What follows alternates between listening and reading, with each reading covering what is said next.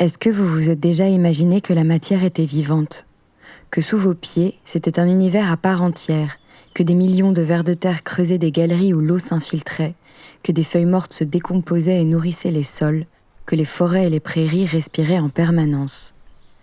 Depuis une dizaine d'années, on assiste à l'émergence d'une nouvelle philosophie de la terre, l'agriculture régénératrice, qui permet de s'assurer que les ressources naturelles sont protégées et renouvelées, permettant une production agricole pérenne et résiliente. Depuis 2009, le Fonds Danone pour l'écosystème, en partenariat avec le WWF France, mène des projets pour favoriser la transition des exploitations françaises vers une agriculture régénératrice. Aujourd'hui, une balade à travers les fermes françaises, le regard tourné vers les sols et vers ceux qui s'en occupent au quotidien, emmené par Arnaud Goffier, directeur des programmes au WWF France, Éric Soubeyran, directeur du Fonds Danone pour l'écosystème, et Damien Lecuir, producteur laitier et céréalier en transition vers l'agriculture régénératrice. L'effet Panda, c'est le podcast où l'on rejoint l'engagement des acteurs sur le terrain, où l'on part en exploration de la nature sauvage que l'on s'attache chaque jour à protéger. L'effet Panda, un podcast WWF.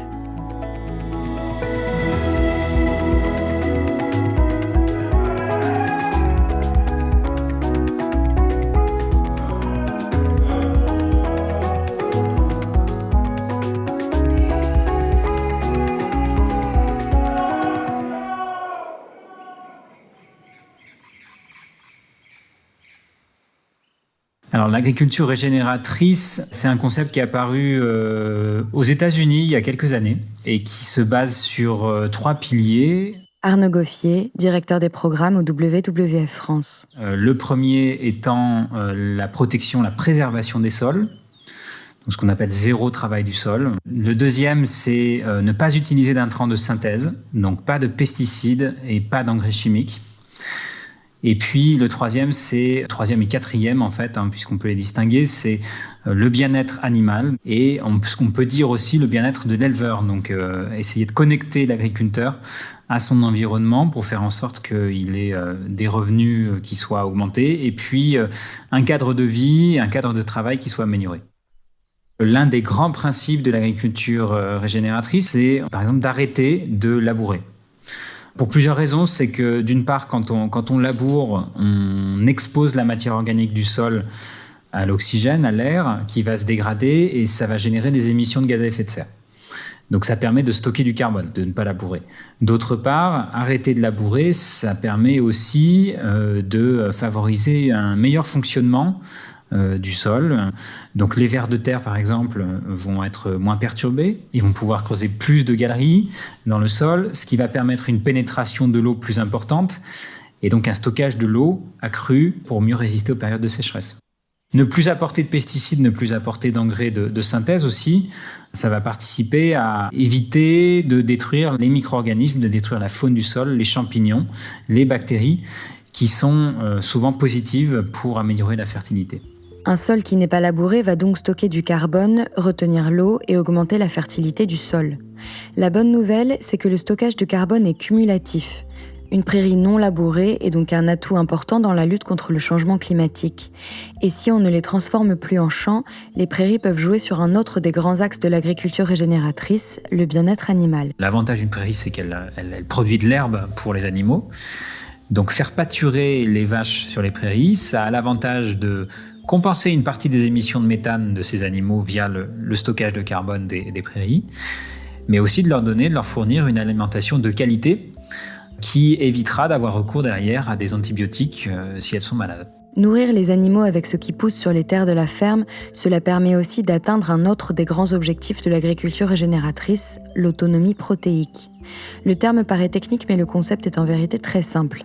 Une ferme sera autonome si elle parvient à produire sur ses terres toutes les protéines végétales nécessaires à l'alimentation de ses animaux. On peut l'imaginer à l'échelle d'un département français, ou même, avec plus d'ambition, à l'échelle européenne. Pourquoi c'est un enjeu important ? Tout simplement parce que la France, chaque année, importe plus de 3,5 millions de tonnes de soja depuis le Brésil et les États-Unis. Du soja OGM, qui a souvent contribué à la déforestation. Et tout ça pour nourrir nos porcs, nos volailles, nos vaches laitières. Quand vous avez une boucle qui est quasiment fermée à l'échelle de l'exploitation, que vous êtes quasiment autonome sur l'alimentation de vos animaux, vous maîtrisez la plupart des processus de décision. Et ça, c'est beaucoup plus intéressant, beaucoup plus sécurisant aussi que de dépendre du prix auquel vous allez acheter l'alimentation de vos animaux à l'extérieur. C'est redonner de l'autonomie aux agriculteurs, redonner de l'autonomie décisionnelle aux agriculteurs. On retrouve donc ici nos 4 piliers. Le zéro labour, pas d'intrants de synthèse, le bien-être animal et le bien-être des agriculteurs. Pour aider les producteurs à transitionner vers une agriculture régénératrice, le WWF travaille avec des acteurs comme le Fonds Danone pour l'écosystème et les filiales du groupe Danone en France. Éric Soubeyran, directeur général du Fonds Danone pour l'écosystème. Je dirais très vite, on a eu une communauté de pensée avec le WWF et le Fonds Danone pour l'écosystème, se dire on a besoin déjà de normaliser un certain nombre de pratiques, de se dire ok, cette philosophie de l'agriculture régénératrice, concrètement, sur le terrain, qu'est-ce que ça implique et comment est-ce qu'on la met en place ? Le WWF France et le Fonds Danone pour l'écosystème ont donc créé ensemble un cadre d'action et défini les objectifs à atteindre. Très concrètement, la philosophie de l'agriculture régénératrice, sur le terrain, ça veut dire quoi ? Quelle pratique de rotation de culture ? Quel usage des phytosanitaires ? Quel niveau d'exigence pour la santé animale ? Quel modèle économique pour les agriculteurs ? Dans ce concept d'agriculture régénératrice, il y a le métier d'agriculteur qui est au centre. C'est pas à nous de leur expliquer leur métier, c'est de leur dire il y a des possibilités, nous on est prêt à s'engager avec vous, et c'est comme ça qu'on construit cette relation de confiance. Ensuite, il faut mettre en place tout le support technique de formation qui est à leur disposition pour transitionner. Et évidemment, le coup de pouce important et structurant financier qui permet, via le Fonds Danone pour l'écosystème, de servir l'intérêt général et cette transformation. Damien Lecuir, producteur laitier et céréalier près de Bayeux dans le Calvados, est en transition vers l'agriculture régénératrice, accompagné par le Fonds Danone pour l'écosystème. Finalement, ce concept d'agriculture régénératrice, c'est un peu l'autre nom de l'agriculture durable, de l'agriculture soutenable, on peut l'appeler comme on veut. Je crois que mon grand-père, il faisait déjà de l'agriculture durable et régénératrice. Il mettait déjà le sol, l'homme et l'animal dans un triptyque. On travaillait avec du vivant, avec des animaux, des gros, des vaches, des cochons, des volailles, mais aussi avec des microscopiques qui sont les bactéries du sol, les champignons du sol. À la sortie de la guerre, des 30 glorieuses, il a fallu nourrir la population. Et donc, avec la modernisation de l'agriculture, on a emmené tous ces intrants, ces produits chimiques, ces fertilisants chimiques. Et donc, on a rendu l'agriculture très industrielle aussi, avec ces élevages intensifs. Et finalement, on a tous repris des fermes un peu dans ce modèle-là, parce que les coopératives nous amenaient à ça. Il fallait produire, toujours produire plus. Et puis, finalement, un jour, un peu le château de cartes, il s'est écroulé, quoi. Le travail avec Danone, c'est arriver à se mettre d'accord sur un certain volume et un certain prix. Donc déjà, on a une première entrée vers l'agriculture régénératrice en se disant l'homme est au cœur du projet. Donc on a mis en place avec Danone dans nos élevages des plans d'action où Danone contribue financièrement à nous aider à améliorer nos pratiques. Mais il y a 5 ou 6 ans, c'était quand même assez perturbant d'aller... Et on te disait, est-ce que t'es bio ? Non, t'es pas bio. Est-ce que tu utilises des OGM ? Oui, j'utilise des OGM parce que j'achète du soja brésilien. Ah oui, donc tu contribues à la déforestation ? Oui. D'accord. Et tes vaches, elles ont des antibiotiques ? Oui, mais bon. Et finalement, j'étais toujours un peu aigri et toujours à me dire, mais ça va pas, je suis pas bien, j'étais pas bien, quoi. Et donc, faire évoluer mes pratiques, aujourd'hui, ça me permet de communiquer plus facilement et de dire que je fais un beau métier. Et que le lait que je produis, il est excellent. Alors, il est excellent parce que, d'une part, il contribue à la santé de tout le monde parce que c'est du lait qui est clean. Et en même temps, qui permet de contribuer à maintenir un environnement clean parce que j'ai des prairies, j'ai des haies, j'ai une biodiversité assez importante sur la ferme. Et voilà, tout ça, je m'y retrouve bien. Et la deuxième chose aussi, ce que ça m'a beaucoup apporté, c'est de la résilience. La résilience, ça veut dire être capable de s'adapter aux aléas. On a les aléas de marché, c'est les marchés financiers qui donnent le prix du blé, quoi. Donc c'est même pas du marché physique. On a un deuxième aléa qui est l'aléa sanitaire. Donc, c'est des maladies graves qu'on a su enrayer, et donc il faut qu'on soit toujours attentif à ces maladies-là. Et enfin, le dernier aléa, l'aléa climatique. Aujourd'hui, je le dirais plus un des pires que je redoute parce que je le maîtrise pas du tout.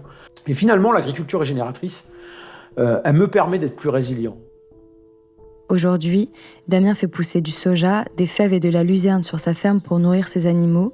Il ne leur donne plus d'antibiotiques puisqu'il pâture la bonne herbe normande et ses prairies en bonne forme sont plus stables face aux aléas du changement climatique.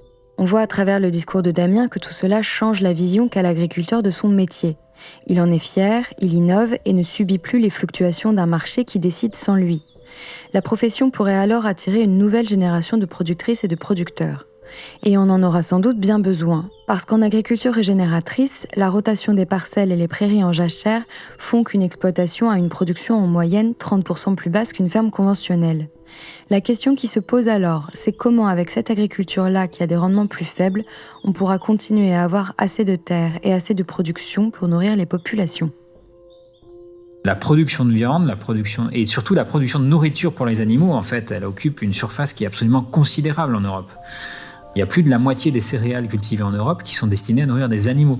Donc si on arrivait à libérer une partie de ces surfaces-là et à les rendre à l'agriculture bio pour nourrir directement des êtres humains, il n'y a aucun problème de surface.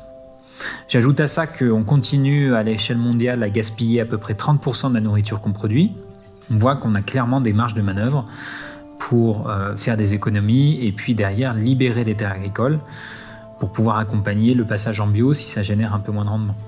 On a vraiment la possibilité d'imaginer un modèle agricole différent, résilient, et qui effectivement place au centre de sa dynamique la qualité de vie d'un agriculteur. Et c'est pour ça que l'agriculture ne peut pas être rémunérée uniquement sur le volume, mais aussi sur tous les services écosystémiques qu'elle produit. Et c'est pour ça d'ailleurs qu'on est aussi très engagé avec le VVF pour réfléchir à ces modèles de financement alternatifs, pour essayer d'imaginer comment est-ce que cette agriculture peut être financée aussi sur sa partie écosystémique. Est-ce que vous voyez ce qui se joue là ? Ensemble, des organisations, des entreprises, des fonds de dotation et des agriculteurs inventent un nouveau modèle, où les sols seraient fertiles et résilients face au changement climatique, où l'on pourrait nourrir tout le monde et bien, où les animaux n'auraient besoin ni d'antibiotiques ni du soja du Brésil, où les agriculteurs pourraient être rémunérés à la juste valeur de ce qu'ils produisent sur le long terme. Cela pourrait paraître utopique, au contraire, on n'a jamais été si pragmatique. Parce que c'est bien au quotidien, les deux pieds ancrés dans la terre, que nous pourrons inventer un nouveau modèle pour le futur.